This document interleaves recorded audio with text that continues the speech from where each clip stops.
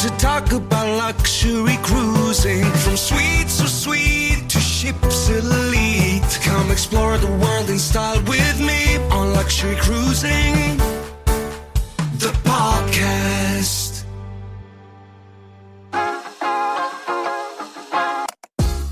Hey, it's Krystal here. Before we get started, did you know that there is a way for you to directly support the podcast? Head over to my website, luxurycruising.net, and you can buy me a latte, a glass of champagne, or even a whole bottle of champagne if you want. Leave me a note, and I'll be sure to give you a shout out on the next episode. That's luxurycruising.net. You can also leave me a note or ask a question. Okay, let's get on with the show. Hey everyone, welcome back to Luxury Cruising. I'm your host, Krystal Sodaitis, and I'm really excited to have Matt here with us today. Matt is going to talk about his experience on Cunard. We haven't had Cunard on the podcast yet, so that's really, really exciting for me. And he's going to talk about this really cool offering that he has. So Matt, I kind of foreshadowed a little bit, but tell the audience anything you want them to know about you. Sure. Came to cruising pretty late in life, having initially been exposed to it as a kid. My parents were worked on board cruise ships for many years in the late 70s, early 80s. So I kind of knew about cruising in the early days, but haven't actually been on cruises until later in life. But my connection with the industry now is I set up a company called the Cruise Maps and latterly the Cruise Globe as well, which you may have seen online. We do exact maps of cruises. And that's where I come into it all. Awesome. Yeah. So tell us about your Cunard cruise. What kind of room did you get? Were you looking for luxury or were you just looking for a cruise? Well, I have a bit of an affinity with cruise. I will admit I'm not on commission, but I might sound like it by the end of this podcast. But when I said my parents used to work on cruise ships, it was Cunard through and through. So like QA2 back in the 80s and the Countess before that. So I guess I sort of hark back to the romance of ocean liners and the luxury that comes attached with that, all the history. I totally buy into that and I enjoy that. And so I'm with you there. Like, I think that's so cool that they worked on QE2. Like that is the quintessential cruise ship. It's really special. And I think, a big part of what I have done recently in the last couple of years is trying to experience that for myself with QM2. And so this last cruise was on QM2 up to the Norwegian fjords from Southampton. And I actually took my mum because she's sort of in the last couple of years for the first time kind of gone back on board as a passenger, which is really cool, experiencing it anew. But yeah, we went and did the Queen's Grill suites up to as far as sort of Aalesund and Bergen for a week and then back down to Southampton. Beautiful. Tell us about the room. What was the room like? Room was really cool. It was on 9 deck. And I think, like you would expect on a suite, I think on most of the luxury cruise lines now, it had, we had twin beds and then a really nice sofa, chaise lounge and TV, a desk, which was really useful because I was working throughout the trip. So that was amazing to have that. And then the balcony with really, really nice like rattan furniture, cushions, etc. there. Free minibar and free sort of refreshments throughout. A really nice like kitchenette area, and then walk-in wardrobe and really, really good sized bathroom actually. Really nice. So you said there was a mini bar that was included that was in the room. I'm assuming stacked with whatever your preference is for snacks and drinks. Yeah. Did you? Well, pardon? Say that again. Very well stocked. Well stocked. Yeah. So, and then also when you were outside the room, did you have a drink package included, like the premium drink package or basic drink package? No, I didn't actually, but I don't drink. So for me, it was not like, it wasn't the core focus. Plus you could get it all to the room. And I actually ended up spending so much more time in the suite this time because it was so nice rather than necessarily as much time around the ship because there's a butler in every room. It's a really impressive experience. So I love the idea of a butler. I could only imagine what a butler on Cunard is like. Can you tell us what did the butler do? What was that experience like? Yeah, I mean, they definitely invest in the whole White Star service, they call it, where, it's very impressive. And, it can be anything from the way they advertise it is from anything you need, really. Can be booking things, shore excursions, reservations at the restaurant, through to they have a pillow concierge. I didn't actually use that myself, but it sounds fancy. And then pretty much room service as part of the package whenever you want it. Be that just like a cup of tea or coffee through to like if you want afternoon tea or dinner. They kind of try to facilitate the same experience that you would get in the restaurant, but in your cabin if you want to. Like if you didn't want to go out, you could. But yeah, like full white tablecloth service throughout is very impressive. And did the butler have, I'm sort of like picturing kind of like I can't remember what the name of the butler is in Downton Abbey, but kind of like, did they have a typical butler outfit on with like the gloves, or was it just sort of, somebody that was dressed nicely in Cunard colors? Yeah, a little bit more like it's sort of more think, like you would normally get a steward or a stewardess on board, but just a lot more attentive and definitely like more willing to do things very quickly, just for you. I think they were only covering maybe 10 or so cabins each. So it's, you get a very, very like tailored experience to what your taste. It's incredible, even in a week, how quickly they get to know exactly what you want and when, even without asking. And that's kind of, I suppose, part of the package, as it were. Yeah, I really wonder, we hear that so often at this level that I often wonder, do they get some kind of training to help them remember? Because even sometimes people say like, yeah, our bartenders get to know us and they know our drink and they know our face. And there's like 3,000 people on board. And yeah, maybe only a third of them go to this particular bar all the time. But I wonder if they get particular training or if those are the kinds of people that are drawn to that kind of job. I think it does operate so it sort of pulls people up from hospitality roles, in different classes within the ship, and sort of as they prove their abilities to do that kind of thing, they sort of get drawn up into the higher paying cabins. So I think there's an element of that. But no, they're really impressive, the personalization. But even in the restaurant, you sit down in the Queen's Grill, you have the same table for the whole duration. That's yours. So you end up getting the same waiter every time. And they, you don't have to ask for things almost by the end of it. But it is impressive because, of course, a week-long cruise, you've got a whole another set of guests to get used to every week, right? Yeah. It is genuinely, they do a great job. Yeah, it's really impressive. And you had mentioned, this isn't the first time you've traveled on Cunard. And we were talking before we started recording that you don't always travel in the Queen's Grill. So can you tell us what's the difference between eating in the Queen's Grill and eating in their main dining room? Yeah, so I didn't always travel that way. This was bit more of a special occasion to us. Frankly, I'm just inquisitive. But the big difference is probably the personal experience. As I said, is the sense that you're always getting the same waiter. They're much less hurried, I would say. The ratio of servers guests in the Queen's Grill is crazy, frankly. It feels like it's one server for every 2 or 3 guests sometimes. I'm sure it's not, but it feels close to that. And then that personalized experience kind of also stems to the food itself. So you could order off menu pretty much as you want. You have to give them a bit of notice, but if you didn't want something on the menu that day, or you wanted it heavily adapted to your needs, desires, whatever they are, pretty much always going to do it for you. And I mean, that creates a really, I think, quite unique experience. You wouldn't be able to get that in a restaurant, really. Even if you went to a really high-end restaurant on land and you started making big demands of what you wanted that wasn't on the menu, I think a lot of people would tell you, no, thank you. It's not going to happen.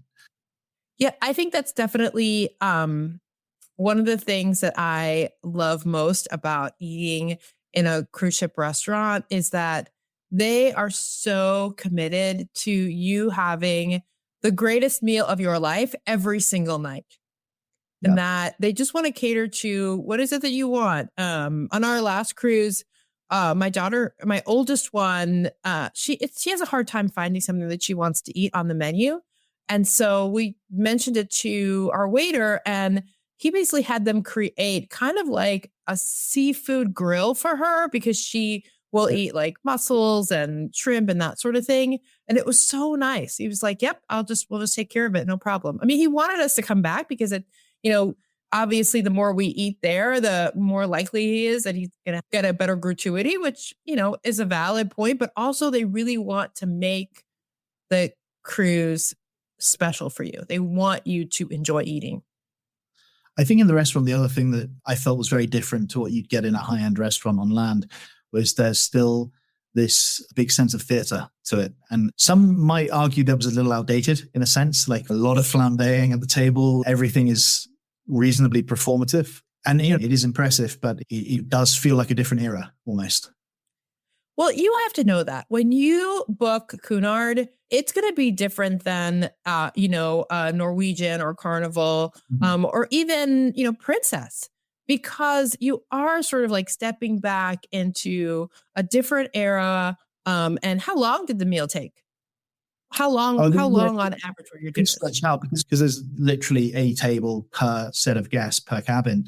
They're not turning around multiple covers on one table in a sitting. So there's no pressure to leave. There's no one hurrying you. And so you end up, sometimes you'll do like an hour and a half at dinner. And that's pretty unusual, I think, in a restaurant that's likely down to not rushed, Yeah. Well, and that's amazing that you didn't feel rushed, even though, because an hour and a half is on the longer side. But now a lot of the cruise lines are trying to peel back from because some of them will be like 2.5, 3 hours. And you're like, come on, I don't want to spend my whole night here. So, and I think they try and bring it back to like an hour and 15 minutes. But so an hour and a half is still a little bit longer, a little more leisurely, but not, super long. You're not committing your whole evening to having dinner. Yeah. So that's pretty good. To be able to start when you want to as well, right? That's the other benefit of not having the multiple covers on one table is that you don't have a set time that you have to go each night. You can arrange the time that you want to. Well, you don't even have to arrange it. You just turn up whenever you feel like you want to, which for a sit down, I haven't had that experience before. Because usually if you're sitting down, you're sort of having to reserve or being dictated to a time that you come. So in essence, from a hospitality perspective, it's quite impressive that you can have essentially, theoretically, the entire restaurant could turn up all at once and they would just have to deal with that. So logistically, it's a very impressive outfit. Yeah, absolutely. That is really nice too, that you don't have to be like, hey, come on, we said dinner 6:30, we got to get going. It's like, nope, I just show up whenever we're ready. That's lovely. That's absolutely lovely. Is the menu the same in the Queen's Grill as in the main restaurant? No, I think it's quite different. And on this particular cruise, there was a celebrity chef on board. So Michel Roux Jr., who runs Le Gavroche in London. And so they were doing sort of Le Gavroche at sea, so he had signature dishes that were on the Queen's Grill menu. I don't know if they were elsewhere as well, but I think perhaps not. But yeah, it was quite special. Wow, that's pretty cool. Did you book it specifically knowing that this was going to be his sailing, or was it just sort of luck? I think Cunard are definitely going maybe a little bit more down that route of celebrity chefs on board. I think really kind of ties in quite well with their brand as well. Having that kind of name recognition of a chef on board is pretty a powerful driver for some, I think. But for me, it was just a happy coincidence. Oh my gosh, my insides are like wanting to go to the website right now. Look for that. That sounds so cool. And I wanted to also just mention, I would think too that your afternoon tea in their stateroom is an actual, English afternoon tea. It's not just a pot of tea. They bring you maybe some sandwiches, some scones, all the good stuff. Yeah, no, very impressive. And for me personally, I think in terms of the food, that was probably my favorite bit. It was the afternoon tea. It's unbelievable. The pastry chefs that are on board must be, next level, because they are doing some pretty impressive things there. And there's a separate, it's called the Grills Terrace, I believe, whereby you can go and get afternoon tea with just the Grills guests in the suites. And I think it's a very, very similar experience to what you get for the rest of the ship as well. But it's more just there's always space. There's always a table for you rather than having to, because the afternoon tea on Cunard gets so popular now on a sea day, particularly in the Queen's Room, which is like the main ballroom where it's served very theatrically as well. It's very impressive. To get a seat there, some people were having to go and sit down an hour in advance to bag a seat for it. So it's obviously a perk not to have to go and do that, right? You can just walk in to this other location for the tea. Yeah. Wow. That sounds fantastic. Any other luxurious amenities that came with the room?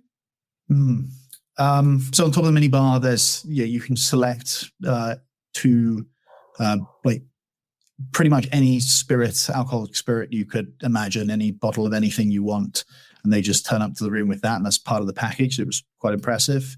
What else? Bathtub in the room. That's quite unusual, I think, in a cabin. With you can turn that into a hot tub if you wanted to.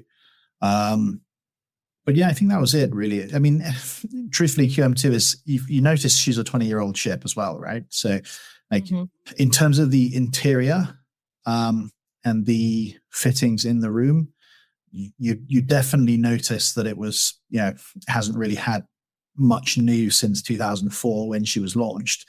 And so, although clearly very high quality and high end at the time, it is looking a little dated. There's no two ways about that. Yeah.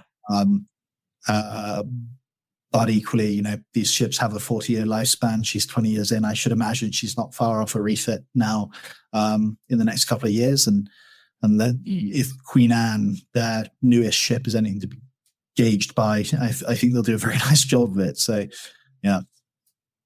Yeah. Awesome. That's good to know too. Know what you're getting. And a lot of, I think of it as like bricks and mortar, even though with a cruise ship, it's probably like steel and paint. That's the steel and paint part. But for me, luxury, yes, it's very nice to have, marble bathroom and all the shiny fixtures. But I really like, what's the service I get? What are the little touches? Like not having to make a reservation for dinner to be able to sit down for dinner. That for me really is what luxury is about. Were there any, I would agree. When you left for the excursions, was there anything particularly white glove about you being able to go on excursions, or were there special excursions? There weren't special excursions. There were some priorities for disembarking generally, but not on the port calls, just at the end of the voyage. So no, I think that the excursion piece was probably more just a case of being able to book them more easily as well. So there's a concierge there who, the combination of the butler and the concierge will, book whatever excursions you want for you, rather than having to go down to the desk and figure it out. And, you're kind of kept away from the purser, and that definitely saves you a bit of time, which is nice. But the experience of the excursion yourself, I think, would be exactly the same. Okay. Got it. Awesome. So, I always ask this of all my guests, and we talked a little bit about what my definition of luxury is, but what's your definition of luxury? Yeah, it's a good question. I think it's the experience of having things done for you. That's from my perspective, it's sort of not having to lift a finger is such an artificial, but obviously lovely experience. And I think you can only get that really in true luxury, where everything is just catered for. And I love that sort of full picture of whatever you need, we're going to get it for you. And so it's service, I suppose, essentially what it boils down to. I do think the personal touch is the key thing, because that's only obviously feasible with small numbers. So I think having a very small number of people in a certain section, or having that experience with you, allows for things to be that much more personalized. And the personal touch when you're at dinner, or you get to breakfast and they bring you a grapefruit juice and a black coffee because they know that's what you have every morning, and that feels special, right? That's more than you would get in any fancy restaurant and pretty much in any hotel, I think. So yeah, it's those small touches for me. Yeah, that's beautiful. Did this cruise meet that definition for you? Yeah, it did. I mean, the other side to luxury for me, and I do think is important, is like the interior. If you're talking about a room, I do think the interior and the quality of things like fittings and, everything working perfectly is a factor. And for that, I think it fell a little short if I was being really hypercritical, just the sense of, if, for example, right, if a TV is on the wall is 10 years old and the remote's not working great, like that lets down the experience a little bit. It's obviously, I think it sounds ridiculous even saying that, obviously, but if you're being hypercritical, like that kind of stuff matters if at the very, very top end. Yeah, no, that I agree with you. Like things working, or like if your mini fridge isn't cooling, or or the beds are rickety, or no, I agree with you on that it may not look super modern, but it should still work perfectly. Yes. So I think if there's a drawer that's kind of like not closing well, that kind of takes away from it.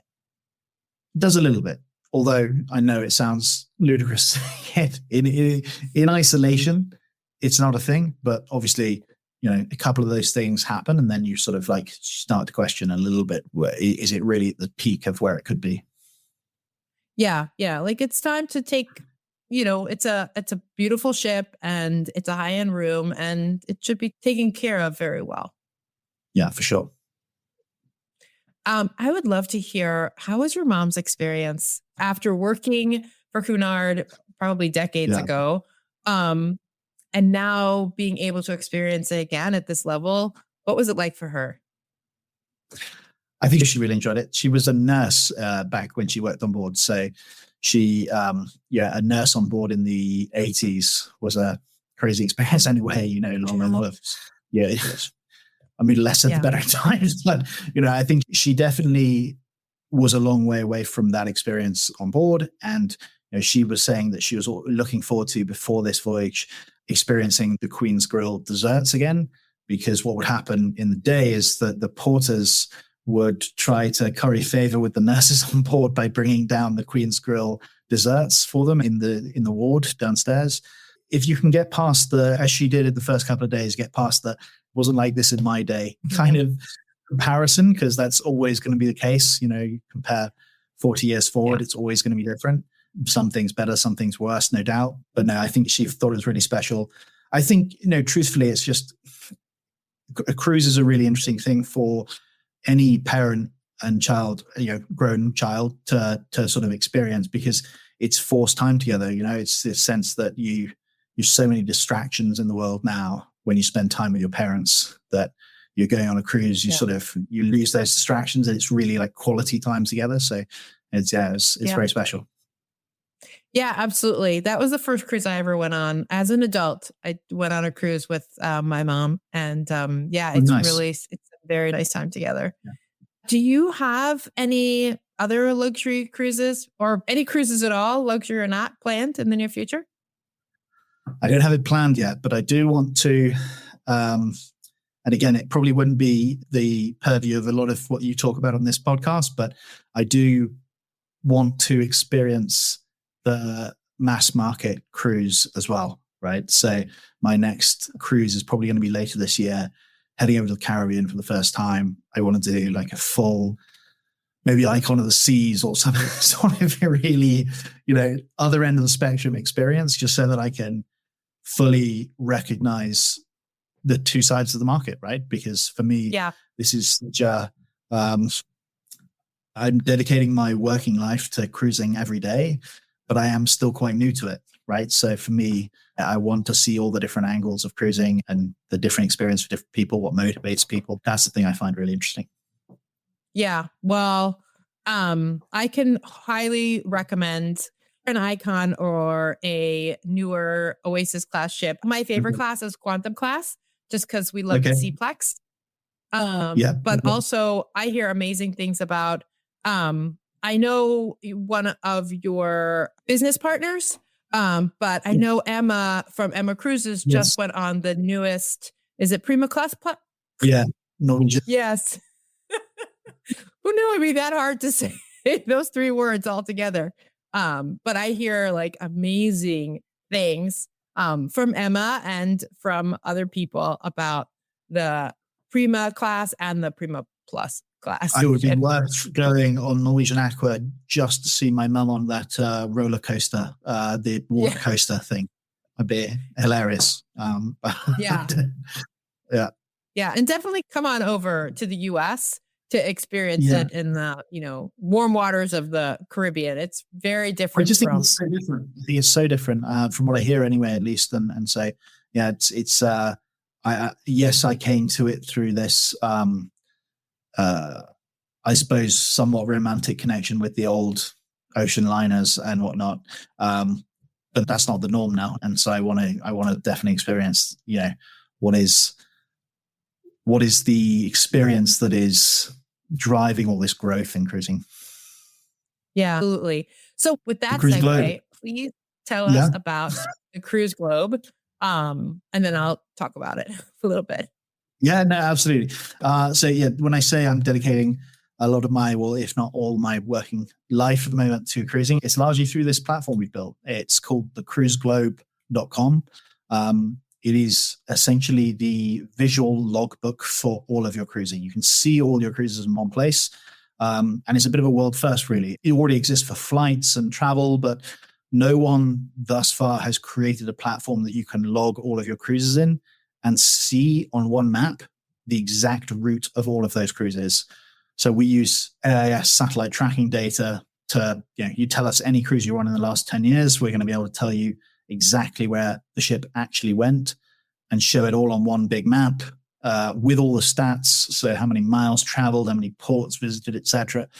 It's kind of just basically a response that we learned that so many people who love cruising also love talking about their cruises, and they'd love to be able to share them with people. And there's just not any visual entity to help you do that, right? There's nothing to help you tell that story when you come back from these cruises, and this now does. Yeah, it's such a fun site. As soon as I heard you talk about it, well, the first thing was I was like, I got to get him on the podcast. And the second was I need to get on this site. And because I sort of like did it on the fly, I have about half of my cruises on there. There were a couple that I absolutely needed to. It's really cool because a lot of people talk about when you look at your, especially some of the short Caribbean cruises, that sometimes the ships just like go in circles. So I really wanted to see if any of mine had gone in circles. None that I have entered in yet. It was cool though, because I had two that we had to divert because of medical emergencies. And so I got to see, like, one was we left Falmouth, Jamaica, and then went to Ocho Rios. So you see it sort of like leave and then come back and then leave again. I am very excited to say I have pardon? Yeah, those are the stories. Those are the bits that make it different. That's the experience, is when things maybe don't go entirely to plan. And it's amazing how many times a cruise doesn't actually just follow the itinerary. And we're so used to seeing these itinerary maps that have these just curves between two ports. And it's like that hides all manner of shenanigans that happen on board, of things that add depth to what you're doing, right? And so you add that to the stats, and it creates a much more compelling way to talk about it. It so does. And I definitely wanted to map one of my cruises that got diverted because of a hurricane. So I was really curious to see, did it take like the usual route or did it take a different route? Turns out it took a usual route. We went Western Caribbean instead of Eastern Caribbean. But those are the questions that you're always wondering. And you're like, well, what happened in the end? And this really does answer it. And for people like me, that's like, I think it's cool. Like I have something like, thanks to a transatlantic, I have like 20,000 nautical miles, and those are only half my cruises that I put in. Yeah. Like, wow. You get it logged in. You gotta, so we're going to try to get it so that everyone gets as many of their cruises in there. It's totally free. And that's really important to say, for us, it's, we have a business that prints maps out for people as keepsakes. You can see some on the wall behind me. That's the business that makes us money. This is just a way to introduce people to that concept. And so there's no onus on anyone to spend any money on this. It's just something we're creating to share with people. And we launched it 10 weeks ago, and it's now got 26,000 people using it. So it's gone a bit crazy, which is awesome. And we're just trying to keep up. Yeah, that's amazing. And I joined the Facebook group, or at least I'm following the Facebook group. I'm in all the things. I will share with people a tip if anybody wants to go on and look at it. It is hard. Sometimes it is hard to remember all your cruises, but if you go into the app, at least for Royal Caribbean and for Celebrity, well, and they're sister brands, so the app is pretty much the same. But if you go into your loyalty, sort of the loyalty section of the app, it has all of your past cruises. So it was really easy for me to just like go down the list. It was hard to, sometimes you have to know what the embarkation port is. And in Florida, it's hard to be like, was that Fort Lauderdale? Was that Miami? Like, where did I leave from? But it tells you right away. If still very wrong, we can usually track down what it actually was anyway. So it's always worth just taking a punt if you're unsure. And that's a good tip. The other thing I've just heard people do to find their past cruises is they go through their camera roll on their phone. So you kind of scroll through really easily. If you scroll through quickly, you can easily see which ones have a little shots with C in it. Usually that's the cruises, and you can kind of tell the dates of those photos. That's one way to do it. But we are trying to make that a bit simpler as well, as in recognize that at the moment, having to put in your start port, end port, and start date and end date isn't usually aligned with how people think about cruising, where it's usually like, okay, I started on this date and we did 7 nights, right? And so we're going to make the input mechanism a bit easier for people as well, because frankly, it's really special when you've got all of your cruises in there. And then every time you go on one, you just add it in and you can see how they intersect as well. A lot of people are now telling us that having put all of their cruises into the cruise globe, they are now seeing the bits of the Mediterranean or the bits of the Caribbean that they've not experienced before. And it's like influencing the way they book their next cruise, which is kind of alludes to what we want this to be eventually, because I think it'd be the perfect platform to see cruises that you could book. Yeah, well, it is super, super fun.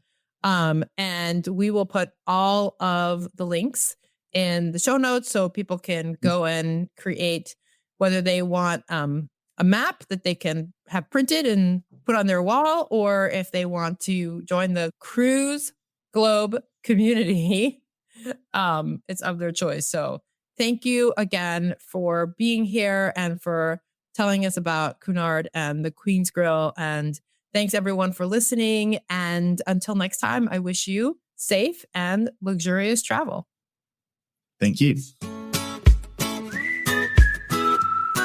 Hey, before you go, if you're enjoying this content, I would so appreciate a 5-star review on Apple Podcasts or wherever you're listening to this podcast.